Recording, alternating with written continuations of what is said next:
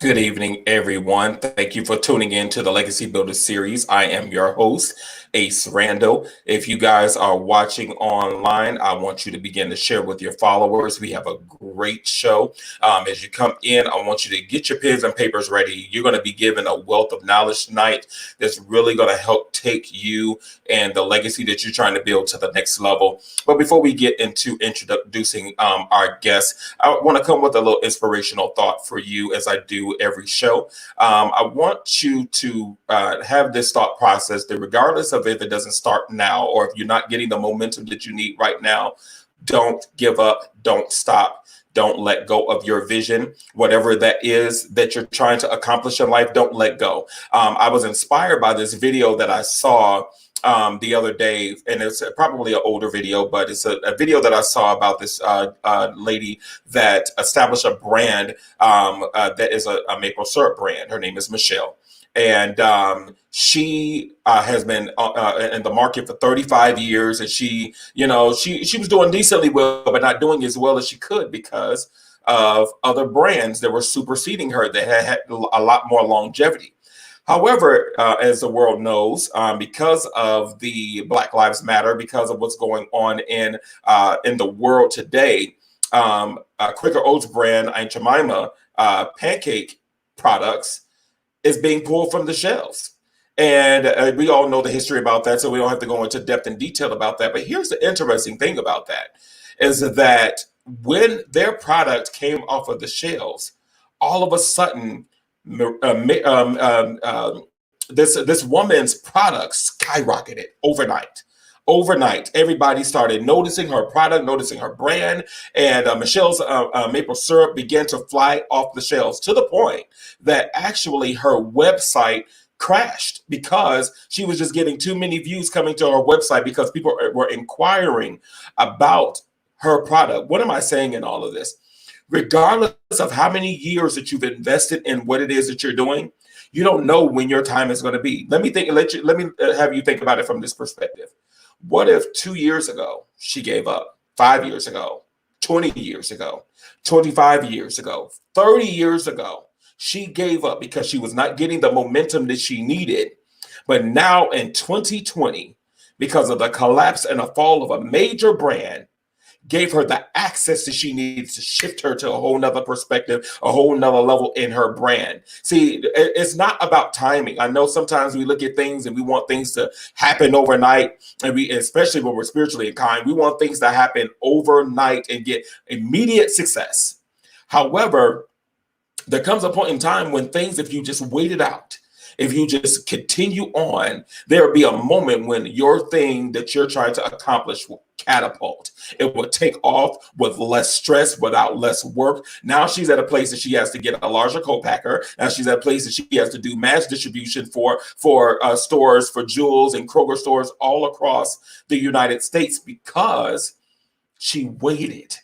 She endured. She kept doing what she was doing, and she kept building momentum in what it is that she was doing. And so I want to encourage you to not let go, to not give up. I don't care if it's slow. I don't care if it looks like it's going to collapse. Maybe you might have to, stop it for a moment and you got to come back to it a little bit later. But don't give up on your dream. Don't give up on your vision, because a moment is going to come when a yes that you need is going to come, when money that you need is going to come, when connections and doors and access is going to come. So don't give up. This woman put in 35 years,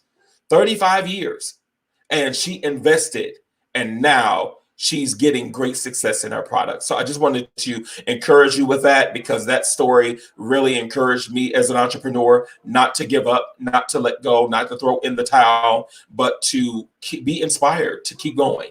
So as we get ready to get started, you guys, we have some great guests coming on tonight. I know you guys heard Dr. Gary Bailey that came on with us on Monday night. Well, he has brought his team with him, and they are getting ready to give us some information that is going to help shift the trajectory of our life. So stay tuned as we introduce our next guest. Thank you for viewing the Legacy Builders series. Legacy Builders, the executive management team of Integrity Asset Management, which consists of Dr. Gary D. Bailey, CEO and Managing Partner, Jerry Gordon, Chief Financial Officer, Kimisha Dunn, Chief Investment Officer, and Tamika Bunnell, Chief Operating Officer. Stay tuned as this team shares their expertise on how they built legacy.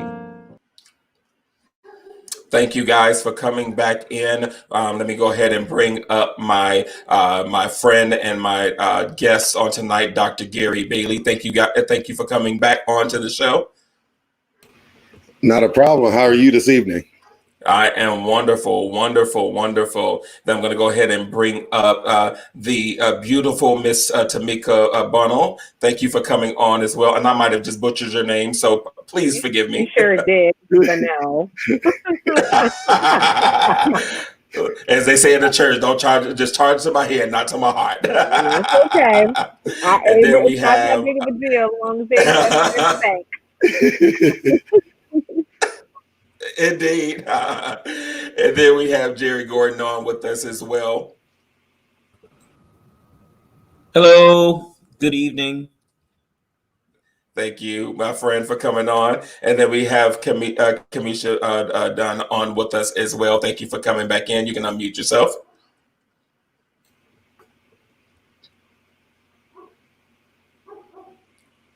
Can you hear us, Kimisha?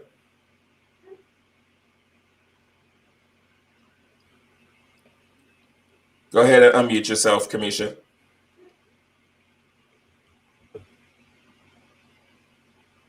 All right, she having some technical difficulties, but a little slight delay there. But we're going to go ahead and get started. This is the executive team of Integrity Asset Management, as you heard in the introduction of their individual titles and what they actually do for in this particular company.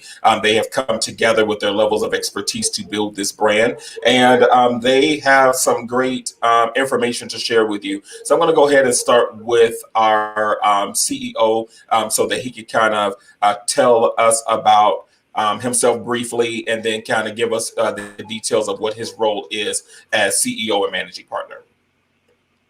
Okay. Once again, my name is Gary Bailey, CEO, Managing Partner of Integrity Asset Management. One thing about our company, we are a African-American owned company. We'll always be an African-American owned company, where one of our mottos is: a person is not given integrity. It results in relentless pursuit of honesty at all times. And one of the things I can say is the team that we have at Integrity Asset Management, one of our main primary goals is being honest with our investors, with our clients at all times. Great. So, and now also let me just check in with Kimisha, make sure that she's good. Hello, Kimisha. Can you hear us tonight? Kimisha, can you hear us? All right, she's getting settled in, you guys. Kimisha, can you hear us well? All right. So let's go ahead and go over to Mr. Jerry Gordon. If you can introduce yourself as well, and then tell us a little bit about what you do as the CFO of Integrity. Okay, well, thank you again for having us. I am Jerry Gordon. I'm the Chief Financial Officer for Integrity Asset Management. In that capacity, I am responsible for ensuring that our company has near-term and long-term financial viability. And that means ensuring that we have the capital that we need to expand and grow into different markets, different types of projects. Also ensuring that we maintain long-term liquidity and viability as a company, ensuring that we are managing our cash flow properly, and also to our promise to our investors, be they debt holders, equity holders, whatever form they may be in, ensuring that we are living up to that standard of financial fiduciary responsibility that investors expect. And obviously just being the sort of voice of reason for Gary, ensuring that we have the financial strategies in place to execute upon whatever that vision is that he has in place for the company. And then lastly is ensuring that we have sort of fluid communication with investors with respect to any proposals that we put together. If we're going to get investors, making sure that we have a reasonable and realistic expectation that we're delivering to them in terms of return on investment. Awesome. Great. And now let's go over to Tamika. I'm not going to say your last name, so I'll let you say your last name for us. And go ahead and properly introduce yourself. Thank you for opting out. Thanks again for having us. My name is Tamika Bunnell. I am the Chief Operations Officer, and basically I handle the day-to-days as far as policy procedures on how the investment is going to be ran and operated within the merits of integrity that we deem fit, which is at all time in everything that we do.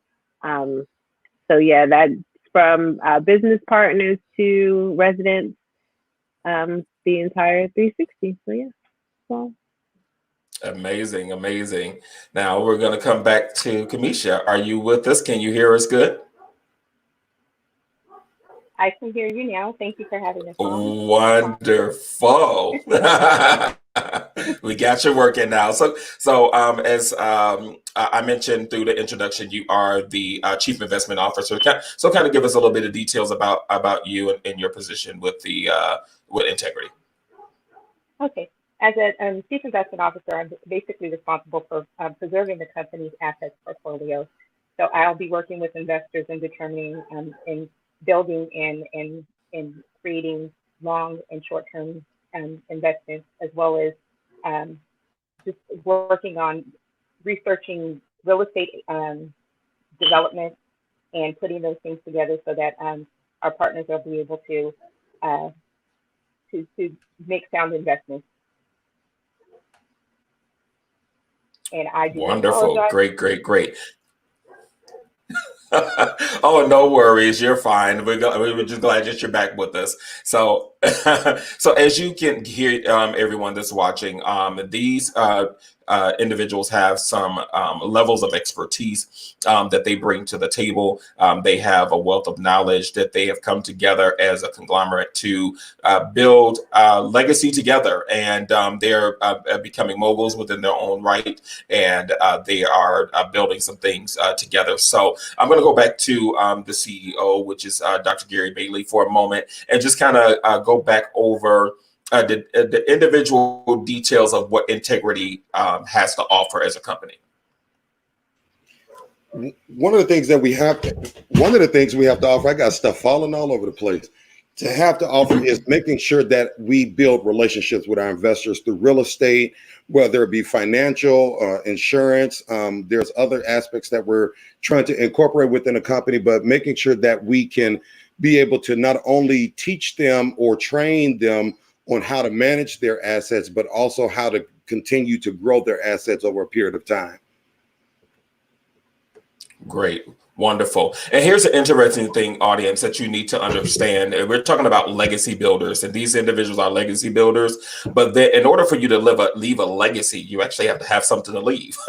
And so these individuals have a wealth of knowledge to be able to help you to build assets in the real estate market, in insurance, and all the other entities, and I'm gonna let them explain it more detail. But I want you to get a clarity on why it's important for these individuals to come on to share what it is that they do, because they're gonna help you, for one, to build assets while you're living, so that you can leave an inheritance, so that you can pass something down along the line to your families, or even with a business, to sow it into someone else's life, or to have them to be a partner for their education or for their career path. So this is wonderful. So I'm going to shift to Jerry really quick for a moment, and just kind of go into depth. I know you said that you deal with the financials.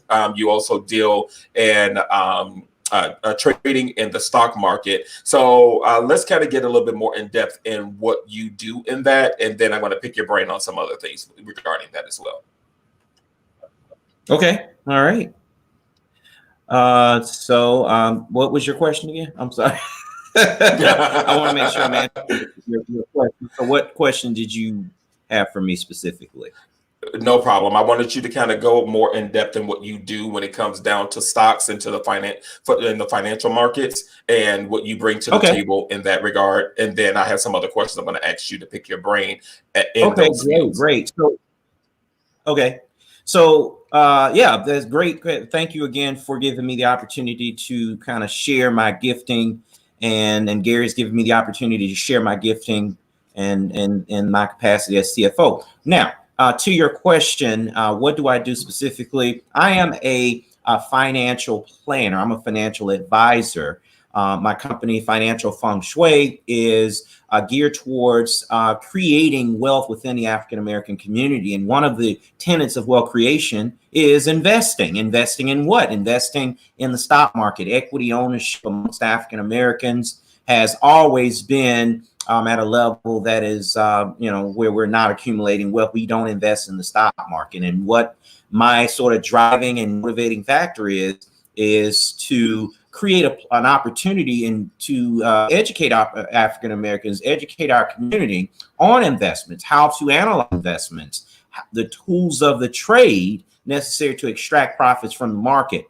And my company, Financial Feng Shui, has a platform that's a stock market education platform that teaches our community the tools and, again, the tricks of the trade, if you will, to consistently extract money from the market, build long-term wealth in that context. I also have a platform where just recently I launched a platform that will allow individuals to invest directly into the market. So in other words, if you don't want to learn and you want to grow and have your money work, you can have me manage your money for you, and we can make money together. So that is sort of kind of the aside that you're asking for about my business. I hope that answered your question there.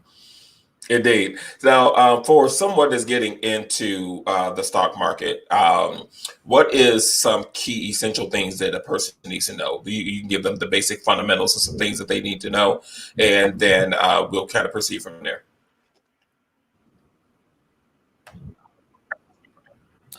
Yeah, the first thing is just really understanding what you're looking at. And you go into the barber shop and you go to the beauty shop, we have what we call barbershop and beauty salon talk about the next stock that we need to buy.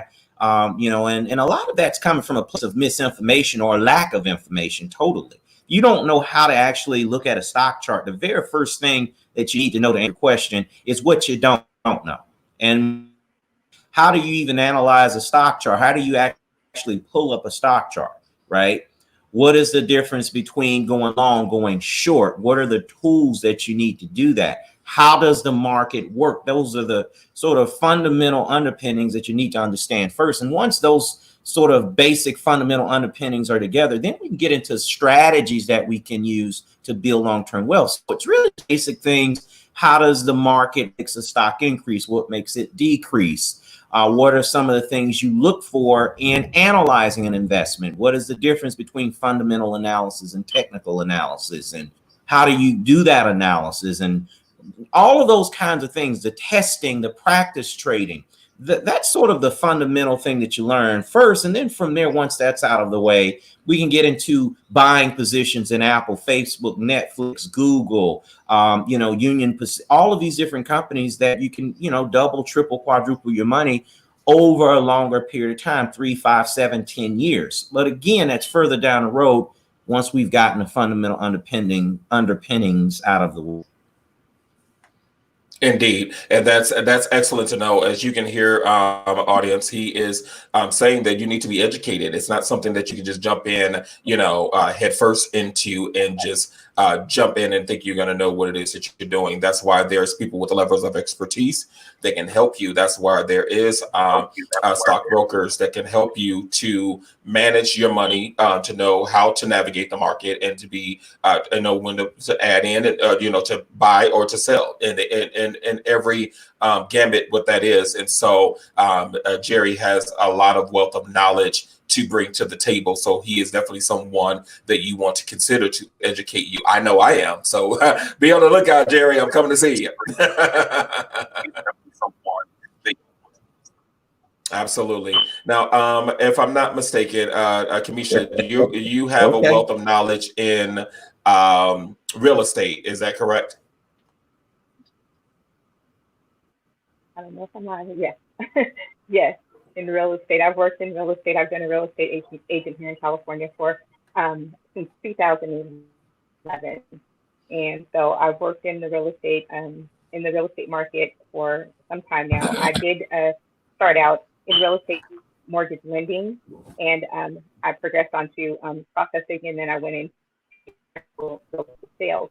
At the time, when I was in real estate sales, I got into it just by working with other real estate agents. And during that time, it was the thing to do. Everybody was becoming a real estate agent. And I started working in it, and I purchased a property, and I had no knowledge of what it was that I was doing. I was a real estate agent. I didn't have the education. I had the information, but I didn't have the experience as far as working in real estate. And so it took a lot of research. And over the years, I've actually just researched and learned what the market is and what it is as far as investing in real estate, not just buying it. A lot of people, of African Americans especially, we're taught that we want to buy a house, and so we get into this thing where we buy a home and we're stuck in just paying on it for 30 years, but we own a home, and we don't understand that real estate is not just about just buying a home. It's also about investing and making that, when you buy a home, it's yours. You pay for it for 30 years, and then you may be able to pass it down to your children. But you would be able, through real estate investment, you would be able to acquire properties and acquire not homes, but you have the ability to acquire business development. We have the ability to acquire multiple streams of real estate market, and this is just a lot of people don't have, like we said before, the education. And so that's what my role is, to educate a lot of people on real estate investments, what it is, and not just the aspect of buying a home and owning a home, or buying a rental property and renting it out, but how to make that wealth last for, and so that you're able to leave a legacy for your children and beyond that.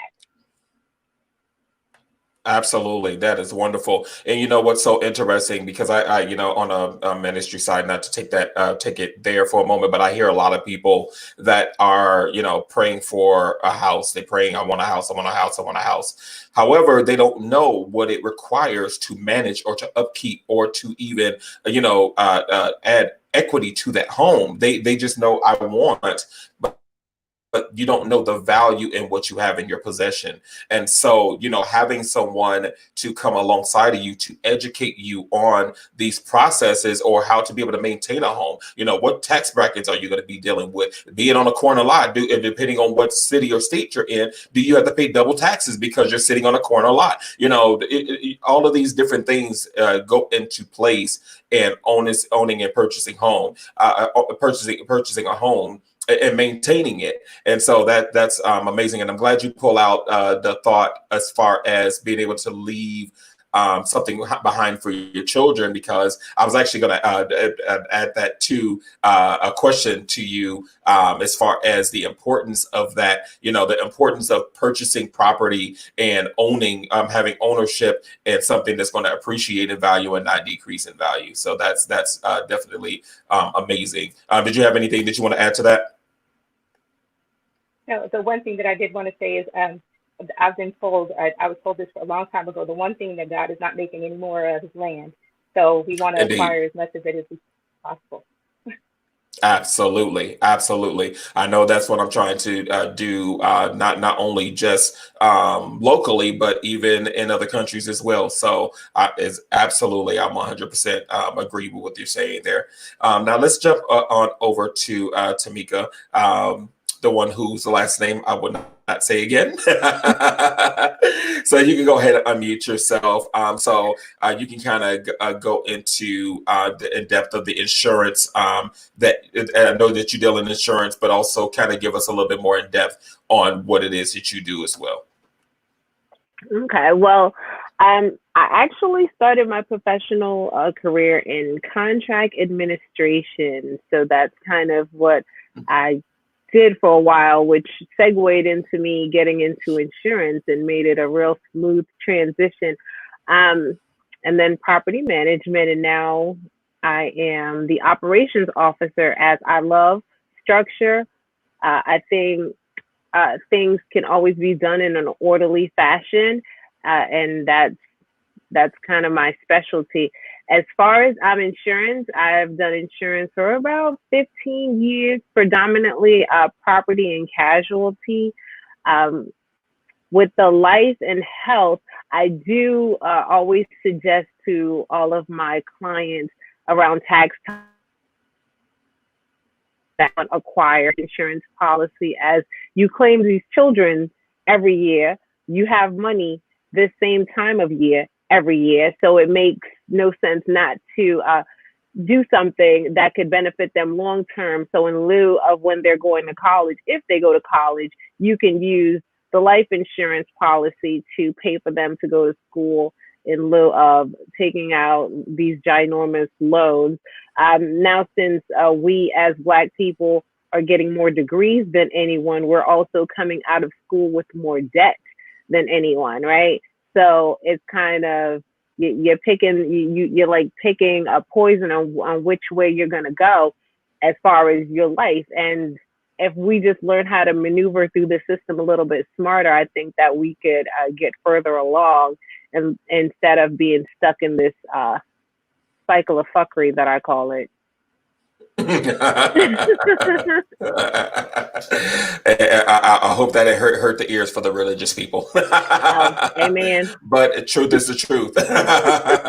It is definitely the truth. And it's interesting with what's going on in the world. This is the time when we need to be getting endowed with knowledge and resources. I know author said that if you want to hide something from a Black person, put it in the book. But here is the thing about that, because we're in a different age time now, that consulting services is the most paid job or a business in a lot of aspects. So what have you, that people have a wealth of knowledge. They might have went to school and might have read, that people can be able to hire them. And I spoke about this before. And so you don't have to use that as an excuse anymore. Just connecting to some good people that is really trying to help you to accomplish what it is that you're trying to accomplish, and they have levels of knowledge in that regard. So that's what I find amazing about your team, that you all have, resources and information that you can bring to the table that can help people accomplish legacy. So that is amazing. Now, we kind of got into this a little bit, Dr. Bailey, as far as your background and history. I know you have history in real estate in that regard. I want you to kind of, give your point of view on someone that's trying to get into the real estate industry, and, to kind of give them some tools or knowledge that they need to consider if this is a point of legacy that they're trying to create, purchasing homes or flipping homes or even just being in it as a broker? My point, of course, is to study, research, understand the market that you're going in, because every market is not a market for flipping. For instance, me and the team, we've been looking at the Baltimore area. The Baltimore area for us is not a market that we go in, flip, and we try to make a quick turnaround. That's a type of market that we do a buy and hold. It's more of a long-term investment. So if a person is trying to get into the real estate market on the investment side, you need to do your market research, understand what the market trends are in that area. Understand what is the renter's market. Are you going to make the money back? How long is it going to take for you to make the money back? But also get with someone that knows the business, that they can help or advise you on the decisions that you're about to make. Absolutely. Again, having those advisors, people that have been there and done that, that's going to really help you to do that, to accomplish that. That is absolutely right. Now, as far as Kimisha, now you mentioned the insurance aspect. Now, what is important right now, because I know we're dealing with a lot of pandemics, we had a lot of people dying left and right, or what have you, the importance of having insurance, protecting your assets in that regard, kind of go more in depth into that, of the importance of that. And I hope I didn't mix up who did insurance. I'm sorry. You did. It's okay. Okay, so it's Tamika. It was Tamika, right? Okay, got you. Hey, we got a lot of people on tonight, trying to balance it all out. So when it comes to insurance, you just want to always make sure that you are properly protected, and make sure that you have an agent who's looking out for your best interest. There are a lot of agents that don't see the value in, it's always about cheaper and trying to come in and, get the business. But you want to make sure that you have somebody who recognizes that fiduciary responsibility that an insurance agent also has as well, to do, what's in the best interest for the insured. So when it comes to your policy, you want to make sure that you understand what's covered, what's not covered. Sometimes certain features cost a little bit more money, but it depends on the type of person you are. Just like I'm going to give you an example. Dr. Bailey knows that my favorite place, and I know we're like supposed to be all black everything, but my favorite place is Nordstrom. And the reason why Nordstrom is my favorite place is because of their customer service. Because if I spend my money and something happens to the product, I'm not trying to debate you. All I want to hear is, do you want your money back or you want a replacement? Indeed. That's it. And in insurance, yeah, you can get replacement costs, right, which costs a little bit more, but that's how your situation is gonna be handled versus going to JCPenney's and it's gonna be actual cash value. And they're like, where's that receipt? Even though we know that paper is intended to deteriorate over a certain, amount of time, but you're going to have to haggle over your personal belongings. And when something like a home is something that is substantial, so you want to make sure that you have substantial coverage. You want to make sure that your deductible is something that you can afford, because for the life of me, I never understood why someone would have $175,000 home with a $1,500 deductible. From my experience, in the event of a loss, more than likely they're not going to be able to pay that first $1,500. So what they'll do is sit there and let the damage just basically get worse to the point where they feel like it's over their deductible. And then when the insurance person comes out, the adjuster, they're like, okay, well, this is continuous damage, meaning you didn't do what your policy says that you're supposed to do, which is to stop the damage when you're aware of it, right? Indeed. And some people think that's just getting a bucket, right, and collecting the water, but we all know water leaves ring marks. So as it's expanding through the wood, it's leaving a trail So the adjuster is going to be like, oh, this has been here for a while. So now guess what? Even though it's now $15,000 worth of damage, they can deny the claim because your failure to act, right? But if you don't have an agent who explained that to you, would you know that? Exactly. Exactly. And this is why it's so important for us to not be so ignorant as people and to do your research. Do your research. You know, a lot of people have losing properties and homes because they are not they're failing to plan. You know, they don't read, they don't research. And you know, it's really important. I remember some years ago when there was a massive flood that came over on Lake Michigan in Chicago, and a lot of people thought that they can capitalize on their insurance by driving their car into the water. And at that particular time, I actually worked for Allstate, and I dealt with claims adjusters and submitting them out, and people were calling, being mad because because the people are skilled in this field to know. Was this done, you know, intentionally? Was this done? Is this old or is this new? You know, or how it was done? And a lot of people lost their properties. And so it's really important to cover yourselves, to have insurance, different insurance from health to life to home, renters. All of these things are important. Now, before I shift from you, I do want to ask you this question because I know I can hear people talking. Well, I only make a certain amount of income. You know, I can't afford it. I'm already struggling to take care of my kids and to pay my rent and all this other kind of stuff. How can I afford to pay for this extravagant policy? So what would you educate someone on especially for life insurance? Because right now it's really essential. We're doing a lot of GoFundMe pages for people that are dying left and right and not getting an insurance policy. And then we also have, with protecting your assets, what would you advise someone that feels that it'll be a financial burden to them?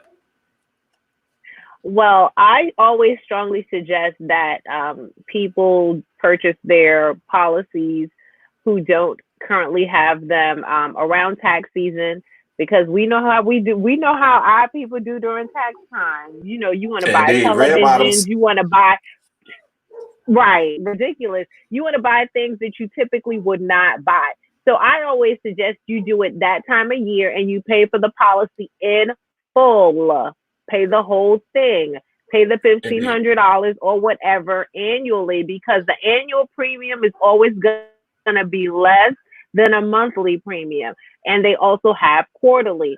Semi-annually, you can pay as well. But again, depending on how much you spread the premium out, it goes up a little bit more because there are installment fees and different things like that are tacked on. So if you can't pay it in full one lump sum, try to minimize it. I don't know, like downgrade on some things, tighten up on your budget. But life insurance is very important. And anyone who knows me, they know I don't participate in GoFundMe because I'm sitting there like, why you ain't got no insurance? But tax season, everyone's in the mall. We line up for Jordans, all these things that are of no value and that doesn't really benefit your life. We seem to glorify and go after. So I don't participate in GoFundMes. I be sitting there looking like, Absolutely. And it's the truth. It's unfortunate, but it really is the truth. And so you have to, budget yourself to make sure that you can take care of these things. And, and it's not always easy, but getting somebody that's a financial advisor, which you'll be back on with us in a moment, but getting somebody that is a financial advisor to show you how to budget yourself out, you'll realize that you can actually afford it. It's not as difficult as you think it is. And maybe you might not can't afford a financial advisor. You can actually purchase an app, or download an app and put in your funds, what you actually make in, and it will actually divide up, put in your expenses. And it'll actually tell you realistically, you might need to cut back. You might not can afford those red bottoms. You might can't afford that 60 or that 70 or 90-inch TV to put in your living room for what? Or do it during Black Friday. Yes, go ahead, Dr. Bailey. Another thing you can, we can even help them with is, I think most of my team know me. I am an avid coffee drinker. And I got to stop at Starbucks or somewhere every day before I go to the office. But even if a person is doing that or going to McDonald's or Wendy's every day, the price that you're paying to stop at a Wendy's, McDonald's, or to buy a pack of cigarettes or to buy your weave or different, you can put that aside to pay for your life insurance policy. Because the saddest thing is that even when this pandemic started, when I started seeing all these GoFundMe pages, I'm like, I've seen y'all on here flashing some of the flashiest clothes and cars and stuff, but y'all can't pay for a $60 or $80 a month life insurance policy, which is sad. We just have to learn how to manage and budget our money. And that's one of the biggest things as Black people, we haven't been taught growing up how to manage our money. We got to just as quickly as it get in our pocket. Absolutely. Absolutely. And interestingly enough, sometimes it takes enough suffering to get you to understand that, you know, going through so much and then getting tired of that and then figuring out, you know what, I cannot live like this anymore. So now I need to make the necessary adjustments to do that. And so you say you want that house or you want that car, but you're not doing what's required. Your credit is jacked up, or you know, you're not paying your bills on time, and all of the things that is hurting you to accomplish what it is that you're accomplishing. I can tell the truth about myself. I know my credit is not the greatest either. However, what I'm doing is building, you know, revenue so that I can pay off things and take care of things so that when I'm ready to go to the next phase, my credit is going to be shot up and I might not even looked at it. And you know, so these are important things to consider. Segueing into real estate, I'm going to go back over to Kimisha a little bit. I know the real estate market has been a roller coaster in what's going on with the pandemic and in the world, and some places they'll say it's a buyer's market, and then sometimes I was actually looking online just actually was it Trulia app just yesterday, and I saw some properties was going up. I was like, wait a minute, why is the properties going up? So with that being said, you know, educate us a little bit on the real estate market, and Dr. Bailey, you both can kind of chime in on this as well to kind of let us know, you know, is this really the time to buy, or is this the time to really kind of fix our credit and sit and wait because there might be a turn in the market? And we can start with Kimisha. Okay. Right now, like you said before, it's depending on where you are, where you're located, and also depending on what that you're looking for. Are you looking, if you're looking to buy a home for residence, if you're looking to buy rental property, if you're looking to buy commercial property or more investment property, it's all dependent on that. A lot of things that we tend to look at is this. We look at and I talk about our community because that's who I work with. I talk about us Black people, and we have a tendency to just look at, is my credit good enough to get a house? Is my credit good enough to get this? And so we focus on credit instead of researching the market. And so once we have sufficient credit, we'll go out and buy and not look at the market at all.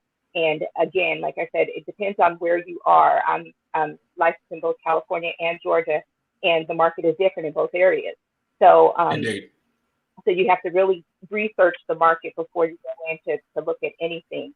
And also, don't be afraid of investing. If it's something that you feel, group investments, if it's partnerships, if it's something that you feel that you're unable to do on your own, right now, like you mentioned before, the government has been giving money and grants and loans and things for that of that nature. If you use the whatever you're able to get at this particular point, especially if you're in real estate, to invest in properties and do it as a unit, as a group, then you can find things that are beneficial to you. There's a lot of developments like Gary mentioned before, looking in Baltimore and things in Baltimore, and doing that as a collective as opposed to just somebody trying to do it individually will have more benefit than like I said, than just looking at it as what you can do for yourself. That's kind of what I have right now. I have something else in mind, but it's kind of slipping away. We have a difference in time zone, so I'm still kind of in work mode because I'm still working, but at the same time, I'm doing the broadcast. So if I miss a few things here and there, my phone's still going off and things like that. So, Dr. Bailey, you may want to chime in here. No problem. One example I can use is back in me and Kimisha worked together in California, and around the time when the market crashed between 07, 2009, in that area, people were just buying. And what happened was they started getting into these bad loans that didn't make any sense. And so I remember particularly Wachovia, which is Wells Fargo. A lot of my clients ended up with Wachovia loans. And so what they did is at that time, they had what they call pick a payment. They had three options. You could pay the minimum option. There was a middle option and a higher option. And a lot of people were paying that minimum option. And then what happened was their property became upside down. So what we started doing then is we started doing a bunch of loan modifications or short sales because people were losing their homes because they were making bad investment decisions. And so with integrity, that's one of the things we want to educate people, because it may not be the right time to buy in that particular market. Like, I would not encourage someone to go into Baltimore and flip a property. You are not going to make money going into Baltimore. But Atlanta is an area, and in certain areas in Atlanta, you can do a flip. But there's other parts of Atlanta you just want to buy and sit and hold because the areas are not gentrified yet. So it really goes back to what I said earlier, is just doing market research. Indeed. Absolutely. Absolutely. So it's really, again, and I'm going to say it again, is it's important to do your research and to plan and to read and to find out what it is that you're trying to do before you jump head first into something. And then, you know, you might think you're jumping into the deep end and you're actually jumping into something very shallow. So you have to be very, very careful. And I want to add, don't be afraid to ask us those questions. Yes. It seems like we can trust it more from Bob than Gary or Tamika or Kimisha or Jerry. We have just as much knowledge as Bob, if not more. So don't be afraid to come to us and ask us, because this is what we do on a daily basis. This is something that we live and we breathe, because one thing I can say about my team, we all have a passion for what we do, which means we love what we do. So we're always involved in it. But then our own folks will say, well, I ain't going to ask him because he think he know it all or she thinks she know it all. We got to get past that stuff. And that's with the African-American community. We carry that crab in the bucket mentality where we always want to pull each other down. We don't want to support each other. But if we realize we are the strongest people in this country, and if we stick together, work together, and collaborate together, we can accomplish a whole lot more together than we can individually. Absolutely. And let me add this real fast, because while you're asking Ethan is coming to ask Jerry. Indeed.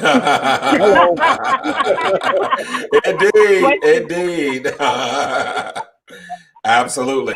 If I could add, one thing that I was able to do to learn about partnering and partnerships, I learned from the Bible, and I know some people don't necessarily follow that, but I learned from a story in the Bible. It was something I had never looked at before, but there's in the book of Luke, in the 5th chapter, they talk about when Jesus asked, he was teaching a crowd, and he asked Peter to let him get on the boat because they were crowding him, and get on the boat and push out a little bit. And so after that, after he had finished speaking, he told him, push out a little bit further and drop your net so you can pull in some fish. And Peter said, you know, we've been out here working all day, we haven't caught anything, but because you said it, I trust you. And so what he did is he went ahead and dropped his net, and a bounty of fish began to come in, and so much so that the nets began to break. And the Bible says something that I never had caught before, but he said he called for his partner. Now, mind you, he could have simply said, I called for Ray and Cousin Cleet because they got nets. I called for Aunt so-and-so, but he said, I called for my partner. He called for his partners to come and help him, which means he called for the people that had the tools that he needed. And then what it said, he didn't call for his partners. He signaled to his partners because they were out. They were out of the water, so he signaled to his partners. So that basically what he was saying is he had to talk to somebody that understood the language, that could understand the signal.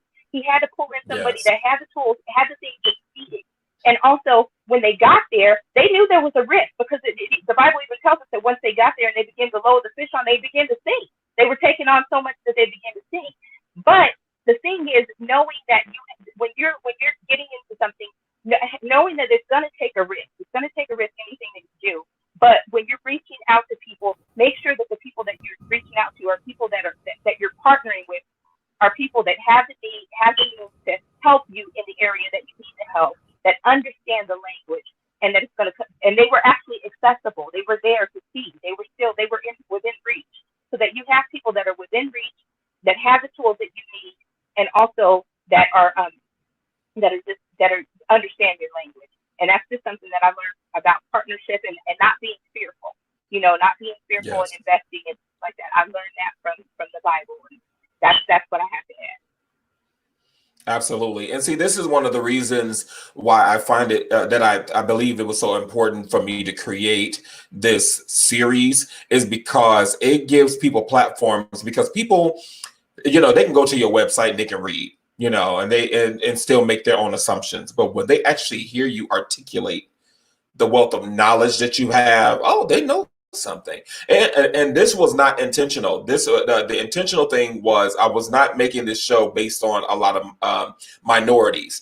But what has been coming on is a lot of minorities, and we want to give platform to the minority community to say, look, we have a wealth of knowledge too. We know just as much as they know. And just like you mentioned, Tamika, they going to Jerry to get his knowledge, because he has studied, he has done, what needed to be done, so that he could be ahead of the game, ahead of the market, so that he, gets just as much as appeal as, John or Bill, or, not discrediting any other races. However, but, he has a wealth of knowledge, and they're pulling from someone else, and they'll pull from your level of expertise. So we do need to support our communities. We do need support our own. And as I said, these people have a wealth of knowledge and wisdom that's going to help.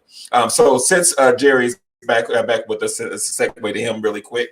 Dealing in the stock markets and dealing with investments and assets and things of that sort. I'll just say myself an example. Say I'm an individual that's trying to get into the stock market, and I have, I've scrambled up $500 because my budget is really low, and I'm really, I've saved up at least something that I could be able to try to play with to invest into the market, instead of buying some red bottom shoes or going to buy that big TV. But I actually want to use it to make money.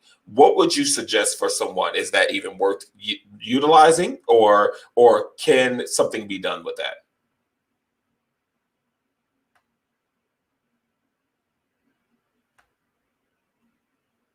The question is, what are you looking to accomplish? What are your objectives, right? $500, you're going to be limited in what you can invest in, or the stocks in which you can invest.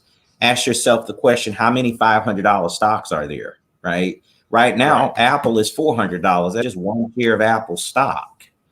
So if you have a limited amount of capital and you're looking to start investing, you realize the importance of investing.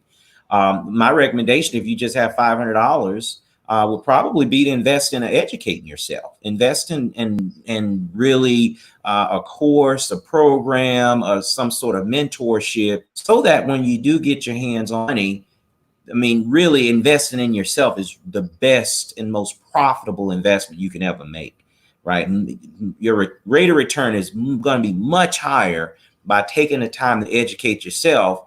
Because if you have money that you're investing, but you don't have the proper skill set or proper knowledge to grow that money and to avoid mistakes, you're going to end up losing it all anyway, or you're not going to perform as well as you should. So, that's kind of one approach, is investing in investing and educating yourself. The alternative approach to that would be to just be consistent. Time value of money is your friend if you start early. Procrastination is lost wealth, is what I teach my students. So the earlier you start, the better. And if you can consistently, that's the second point. First point is starting early enough to get the result.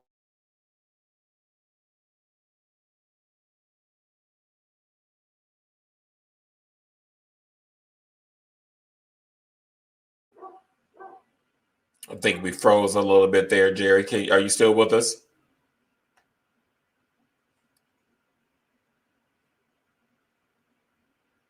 All right. I think Jerry froze a little bit, but we're going to definitely come back to him because we want him to finish his thought or what have you, because he has some very important information that he is sharing. And I think that is really, and the reason why I gave that number is because to some people that's not attainable. And then some people that's easy to attain.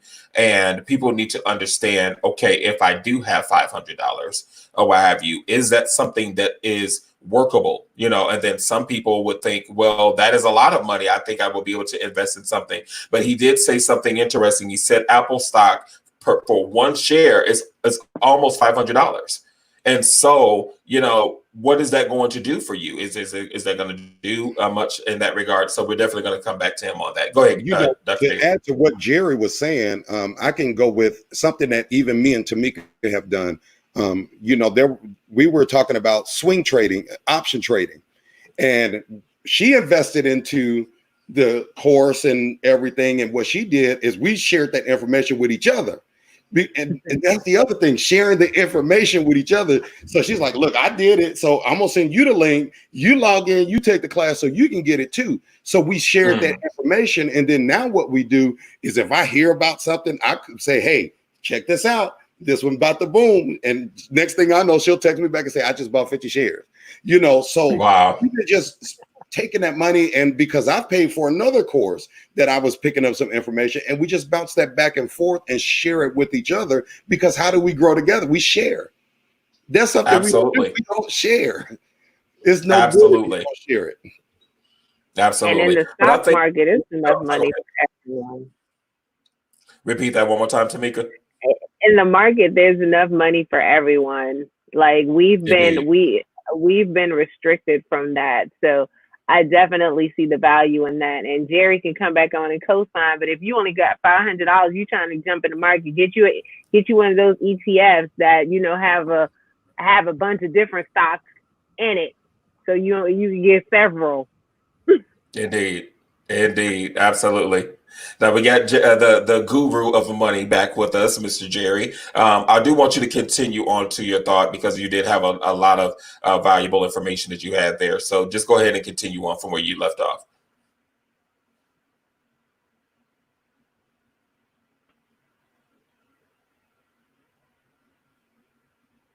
I think he's frozen again. Yeah, I think he's frozen again. When Jerry be talking, I don't know about y'all. When Jerry speaks, all I hear is Rihanna in the background. Talk to me, yeah. I have an unstable internet connection, so I do apologize for this. No, it's no problem, Jerry. And even if I have to have you on by yourself, or what have you, we'll definitely do that, because I do believe that you have a wealth of knowledge and information that I do want you to share. So no worries. So what I'll do is I'll just kind of keep continuing forward, and then when I see you actually have some momentum in your internet, I'll definitely bring you back on so you can continue your thought. But this is really amazing, and a wealth of information. And just as you mentioned, being able to share information, and then too, even in your sharing, you have to be strategic. You have to share with people that is going to understand the value in the materials that you're sharing, because you're bouncing information off of each other. Just like you mentioned, you shared it with Tamika. Tamika decided to purchase stocks, and then she educated you on whatever she got from that. And so you were able to kind of get into what it is that you heard or what have you. So you were able to build momentum together in that regard. And that's amazing to be able to do that. And to share with one another, especially because you're already in the field doing this anyway, but you're being a student of your own knowledge. You're being a student of the resources that you have, and that's amazing. Absolutely. Now, I know that, we're talking about, and maybe you both can share insight on that, because I do want to kind of dive a little bit more into the stocks and into that market. What is the suggestion? He mentioned, you only have $500, take that and invest it into education so you can learn something in that regard. So what would you say would be a good dollar amount, for an example, for someone to actually get into the market? I don't think there's a dollar amount per se. Jerry, You back? he ain't got no momentum though. I mean, yes, I'm back. So my internet keeps bouncing off of my Comcast. It's going between my Comcast and my personal hotspot. Okay. Did you want me to where did you all miss? What was missed? The last that you mentioned about the the $500 and to educate yourself, and then you said the consistency, and then that's when it cut off. Did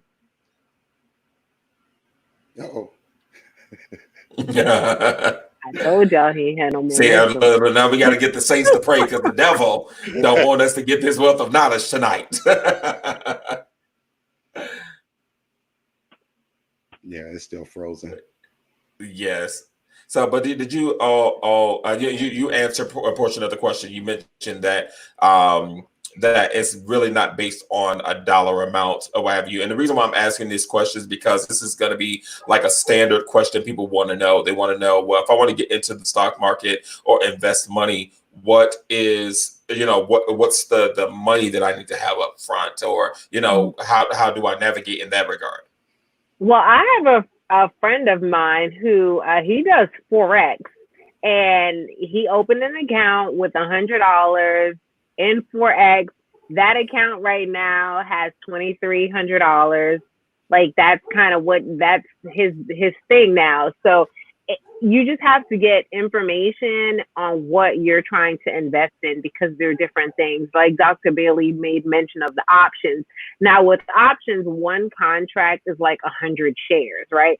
So Apple is at like 390. So you will have 100 share of Apple that you would buy a lower amount, right? But if it goes, you can do a call, which means it's gonna go up, or put, meaning the stock is gonna go down. So it's a lot of different technical terms. So I definitely think you should educate yourself. The internet has so many free tools, and I know websites like Fidelity and TD Ameritrade. It gives you the opportunity to practice trade, so you can like practice before you actually spend money doing it. And then there's also a bunch of different people who have courses online. I know Jerry does financial planning, but I'm going to shout out EYL, which is Earn Your Leisure. They have a wealth of information. They have this series called Market Mondays, and I encourage everybody to watch it, because sometimes you get some gems, you get some stocks, you can get some information to kind of go back to, because you can hear someone say, oh, this is that. Like everyone heard Hertz was a good investment. Right. Even though Hertz hasn't hit their earning projection for 5 years, and then a slew of people thought the thing to do because they heard Hertz was the thing to invest in. Hertz dropped down to like what was it, like under $1, and then shot up to $16, and everyone thought they made all this money, only to find out that they ain't gonna get $1 because the judge said they don't gotta pay. They don't gotta pay. Wow. Wow, that's why it's important. You got to educate yourself. Well, I know for myself, this is something that I want to get more involved in, even myself, that I want to educate myself more in the stocks. And so I'm just asking questions that I know I've heard people say, or people that have inquired, even in myself, so in that regard. But Jerry, are you back with us? Are you able to kind of chime back in?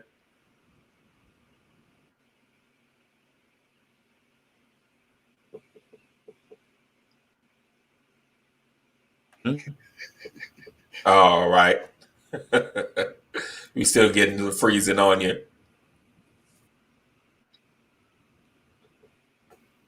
No, you're unmuted. Can you hear us, Jerry? Yes. I can hear you.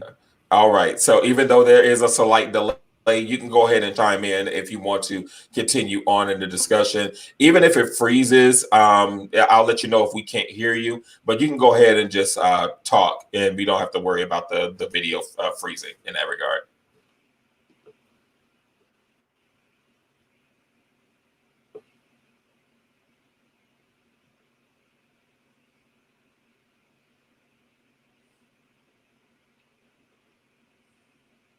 I think it froze again. Can you hear us, Jerry? I can hear the background, but I don't know if you can hear us. Okay. All right.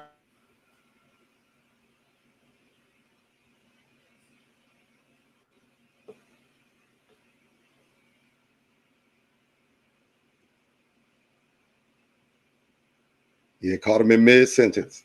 I do apologize, everyone. He is diligently trying. Trust me, you guys. He's really trying. And that is probably the most frequently asked question. Really, I think we're putting a cart before the horse if we're asking how much money you need to start. What we really need to be understanding is where you are from a financial perspective. I teach about the 3 buckets, right? Protection is first. Before you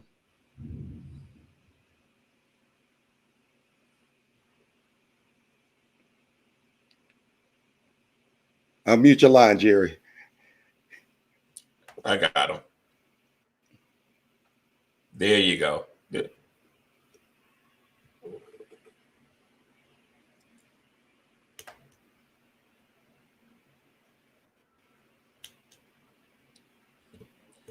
We can't hear you, Jerry. Go ahead and unmute.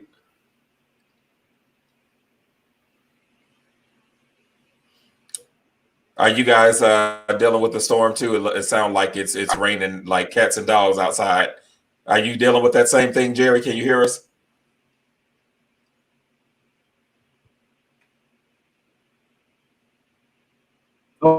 Okay. There we go.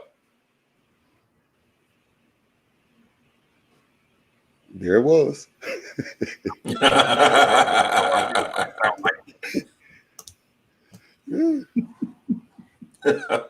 No worries, Jerry. We still with you. Can you hear us?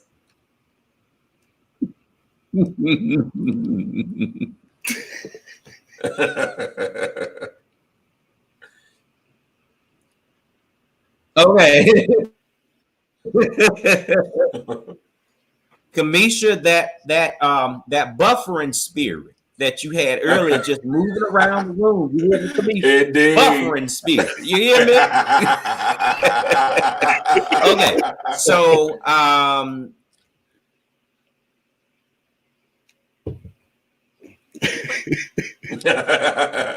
we're gonna loose this demon right now in Jesus' name.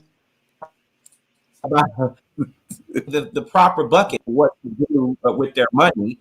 Not to tell people what to do, ask that person is, if you're asking me how much do I need to start, I mean, that's sort of kind of like when I talk about my investing course, which is the stock market mastery course that I have.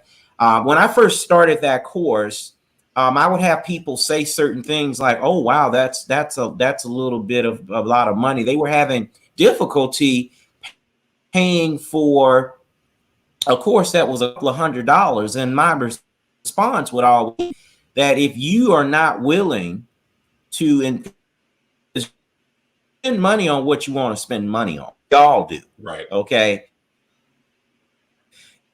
If you have an issue paying $500 or $600 for a course, you're not ready on stock, because Amazon $1,000. Okay, the stocks wow. that you want in your portfolio.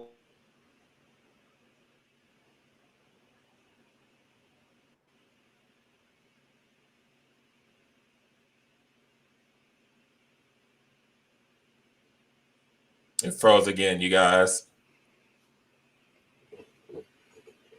We apologize, everyone. It's coming back up. All right, Jerry, you can continue.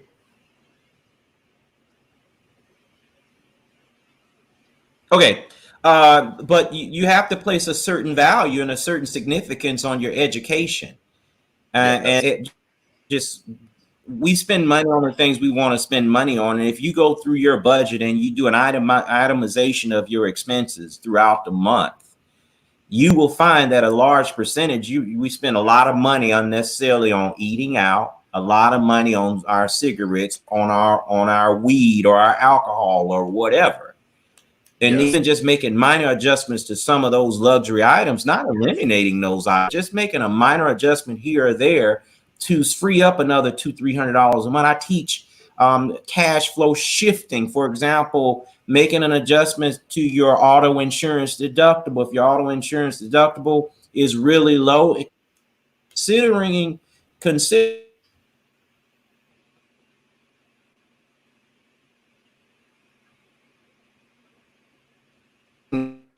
that deductible. Consider using your credit card as a checkbook to get the cash back rewards, free money that you're getting, spending money on things that you're already going to spend money on anyway, or that you get balanced in full each month. But just different strategies like that you can employ to help you free up the largest untapped opportunities of investment capital. What are you doing with your tax refund every year that you get? The average tax refund is about $3,000, $3,300. What are you doing with that? That's money that you could have been investing in Amazon over the last decade. Imagine how much that money would have grown. Imagine how much if you had taken $3,000 or $4,000 from your tax refund that you've been getting for the last 10 years because your children were young, so you got that child tax credit. And you got all these other tax breaks throughout the year, and you're getting a $3,000 tax refund. What did you do with it? Did you think about investing it then? Okay, so this is the type of thinking, you know. And another thing I'll say this: as a financial planner, I teach people to stop thinking about getting out of debt and think more about creating wealth.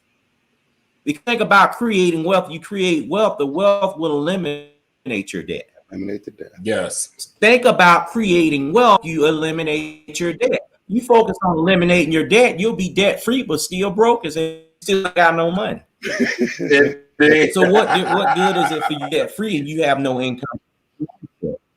Absolutely. Well, you took all your money, you paid your debt, and you feel great because that's what Dave Ramsey said do. But debt is not a bad or good thing. Really, what you have is a wealth problem. You don't have a debt problem. So anytime you're thinking about debt, no, what you have is a wealth problem. That's right. I love that. Shift your focus to creating wealth, and the debt will eliminate itself. You'll have your cake and eat it too. Absolutely. It's almost like what I said on Monday's show. You know, my education background is teaching. But once I learned and got a financial education, it was cheaper for me to get a financial education than it was for me to get the education that I have to teach. I'm talking. So investing $500 in, you know, I know Jerry has a course, I believe it's $499. Investing $500 into that course, then $20,000 to get your bachelor's degree, you're going to come out better invested in that because it's going to teach you how to build wealth. Indeed. And that $500 is nothing in comparison to what you're actually going to get over the long haul. And that's what people don't realize. You know, when you are investing in courses, they're giving you the tools. They might not give you everything because it's some things you're going to learn through your process. However, this is important because I'm even considering it myself. You have to invest into your future so that you can be able to get what you're trying to accomplish. You know, $500 is nothing when you're making millions of dollars in the stock market. It just doesn't make sense. So I 10,000% agree. Jerry, I know we got cut out with you a little bit. I think you had some additional more to share. Did you want to continue on from there?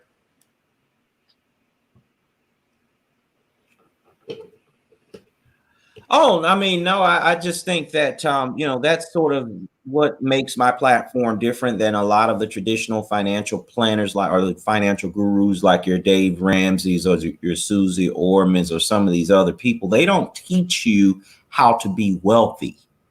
They Right. teach you how to be financially secure, right? Right. But they don't teach you how to be wealthy. And the problem that is persistent within the African American community specifically, speak to the communities because I'm not in any other community. I'm not Hispanic. I'm not anything. I'm a Black man, but I can speak to that. And I could say, as a African American male living, in Atlanta, Georgia, and having traveled across the country, I know, and I think we all would agree, that the wealth gap is persistent, it's real, and that as a Black, you have to work harder and or smarter to attain wealth. Black Right. people can have the same level of education, the same level of experience, the same relationships as their white counterparts, and they will still, for whatever reason, make less money.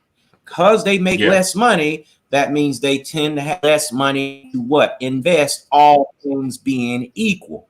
Okay. So saying to people to pull themselves up by the bootstraps when they didn't actually even have, they didn't even have the boot in the first place to even know where the strap was located. It's sort of an unfair Yes. expectation. And so in many cases, we're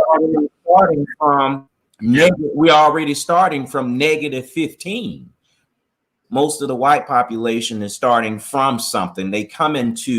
You come out of school with mutual funds, right? They have college funds. It makes it so profound for somebody like me is making hundreds of thousands of dollars, not because of what I went to school for, not at least not directly, but because of what I taught myself, being able to take $50,000 and turn 50,000 into $100,000 in less than a year it's more than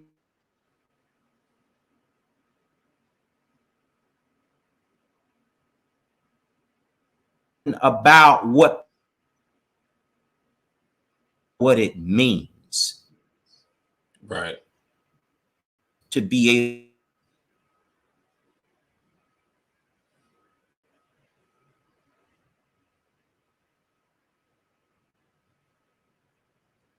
able to.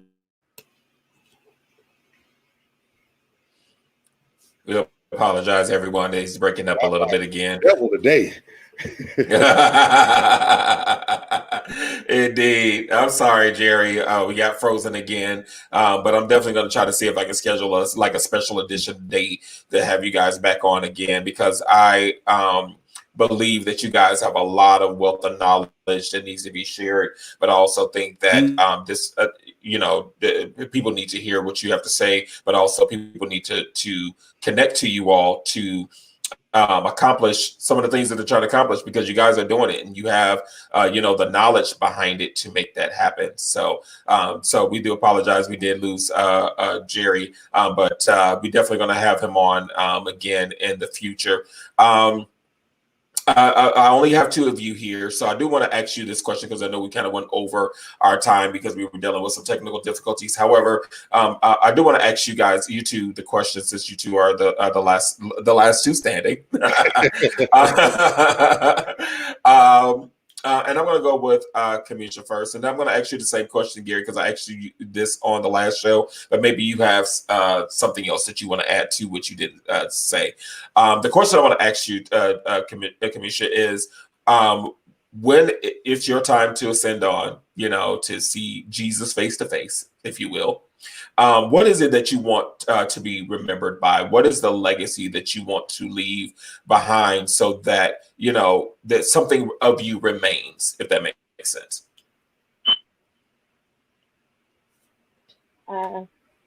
For me, I would say that I gave my all. I always relate my life to the parable of the talents. I'm one of those people that's blessed to have been given multi-talents. And in the end, I just want to hear him say, "Well done," that I've invested my talents well, and that I've given my all.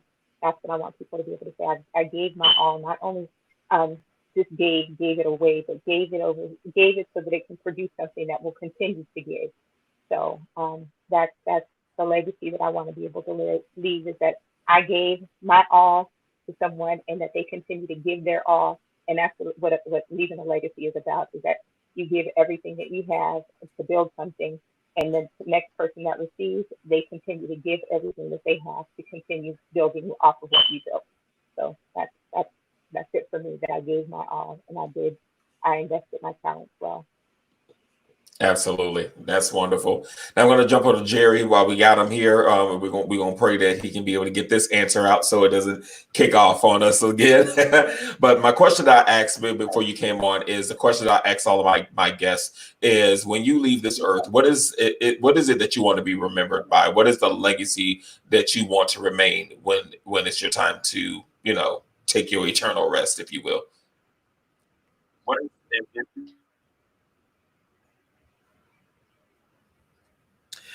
Before I leave this earth, yeah, that's a great. I would have. Okay.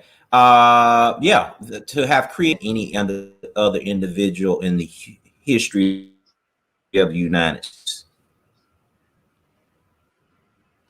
Now repeat that one more time, because it started breaking up pretty bad. Did everyone hear me or no? No, repeat that one more time. Okay. Legacy would be created more independently wealthy. Okay. Can you hear me now? Yes. Okay. Hello, testing. Yes, we can hear you fine. Okay. My legacy will be that I created more independently wealthy. Okay. My legacy will be that I've created more independently wealthy Black Americans than any other individual in the history of the United States, single-handedly. Wow. And I believe you're going to do it. And I'm going to be one of them. Absolutely. Wonderful, wonderful, wonderful. And let's jump over to you, Dr. Bailey. I'm sorry, say that again. I already know what he said. Come on, Holy Ghost. That's what he said. Well, you talking to a billionaire in the making, so I know you're going to contribute to that. So go ahead, Gary. Let's go ahead and get you in as well. All right. I would say my legacy would be to continue with helping and training people to be the best that they can be, removing anything about what a person's background is, where they come from, how they are, being unjudgmental, actually coming out of the four walls of the traditional church and actually worrying about people's lives. That's one of the biggest things that I strive to do, is get away from this whole mentality of the church and you got to do this, because at the end of the day, one of the only titles that matter to me is CEO, daddy, and honey. I don't care about pastor, none of that. Those are the titles that mean something to me. And I want to make sure that people know my legacy because I've helped someone, that I put myself to the side to help them. Wow, amazing. If anything that you all that are listening to this broadcast and watch this broadcast, if you did not gain anything from this, the thing that I did see that is very clear is that these are people that are multipliers. They remind me of and I talked about this the other day about the parable of the talents. They are the ones that was given the most, and they multiplied it, and they brought back double. But not only are they doing that, but they are reproducers. They are reproducing their knowledge and their information that they know into other people. You just heard it from Jerry directly. He said that is one of the things that he wants to, one of his legacies that he wants to leave behind is being the person that makes the most wealthiest Black people in the United States. And I believe that he's going to do it because he has the mindset to do it, and he's already in the trajectory of it. And so is the rest of them. And so I want this to be an encouragement to you all that are listening, that are about building legacy, that there are people that's doing it, especially people of the African American community that are doing it, that we are going to blow out the Black Wall Street out of the water 50,000 times over because of the mindset that the people have, the wealth of knowledge that we have accessibility to. A lot of this is even free knowledge. You can Google it, you can YouTube it, you can get this stuff for free. But why not get connected to someone that has lived it, that is doing it, that is, versed in education in it, that can tell you how to do it faster versus you trying to figure it out as you go. Yes, you can read and you can study, but when you have somebody that has been there that can teach you the ropes, it is far more beneficial to you than trying to, go through the traps and the snares yourself. So thank you all for coming on. Also give Tamika my appreciation as well. She had to go. Thank you all for coming on and sharing your wealth of knowledge. I actually want to do a part 2 to this if we can, and maybe schedule another time to have you guys come on, because I know we were dealing with technical difficulties. If I know most of you all are in Georgia, it is raining cats and dogs out here, and what I contribute that to is what information was just imparted into you is a metaphor to what's happening outside. If you apply the wisdom and the knowledge that these people have given you, then you will be in abundance of rain. You will deal with the abundance of rain in your life of wealth and resources and money and connections if you apply the things that they're saying. And they have a lot of wealth and wisdom. So thank you all for coming on, for being with us tonight. Thank you so very much. And everything that you all are trying to accomplish in life, I pray that every door, every connection that you need is given to you. Every door is swung off the hinges, and you access everything that you want to access: the connections, the money, the resources, the schooling, the education, whatever it is that you want to attain. I believe that you're going to get it, and I pray that it manifests for you. All right. Thank you guys again. And before we get out of here, I do want to come on and just give a couple of brief announcements of what's coming on for next week's show. We have a great panelist is going to be with us on the 20th. We have Apostle Capitoria Wilson. She is pastor of Healing Hearts International, but she is also a Total Life Changes coach. She is very versed in life empowerment, and she's a motivational speaker. But then not only is she that, she also is the CEO of Chicago Healthy Vending. She has healthy vending machines all throughout the city of Chicago that actually has healthy snacks and vending products that she has in her machine. So she's going to come on. She is really going to enlighten you and inspire you. But then also who's going to be on with us, and both of these people are very dear to me. They're both good friends of mine. The other person that's coming on is a Chicago celebrity guest, but he's more than just a Chicago celebrity guest. But he is known for his group and his choir all throughout the United States and in other countries. And I have Dexter Walker, founder and director of Zion Movement, that is going to be on with us. If you have not heard any of his music, you are living under a rock. He is the 2012 winner of the Verizon How Sweet the Sound choir competition. He is also a Stellar and Dove Award nominated artist, as well as a Chicago Music Award winner. He is coming on. Also look into his music. He has a new project out called Be All Right. That is the anthem, the theme song of what's going on right now in the world, that we are going to be all right in spite of what's going on. So you want to come on next week to be with us on the 20th and the 22nd at 7 p.m. Eastern Standard Time.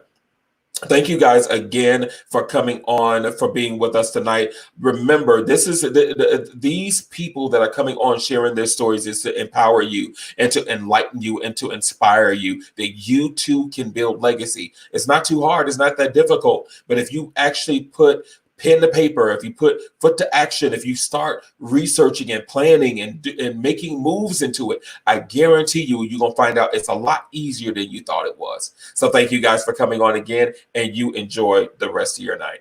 Thank you for viewing the Legacy Builders series. Tune in July through August, Mondays and/or Wednesdays at 7 p.m. Eastern Standard Time, with special guest panelists to appear. Want to be a guest or a sponsor? Send your request via email to legacybuilderstv@gmail.com. Till next time, go forth and build legacy.